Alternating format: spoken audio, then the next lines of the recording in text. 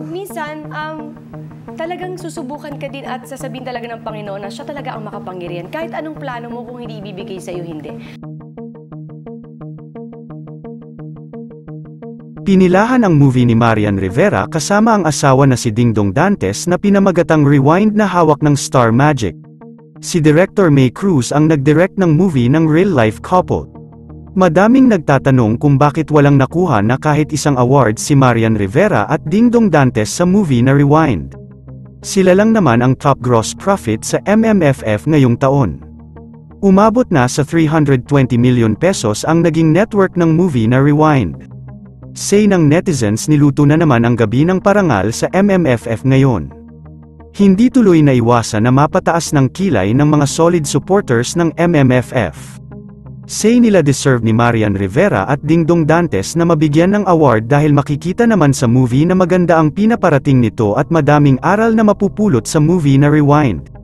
Say ni Marian Rivera, nagpapasalamat siya na patuloy ang pagsuporta sa kanilang movie ni Dingdong. Kahit walang award, alam naman na ng publiko kung sino ang nanalo sa movie nang nag-entry sa MMFF. Hindi naman naiwasan ni Angeline Quinto na umiyak sa movie na Rewind. Oh my God!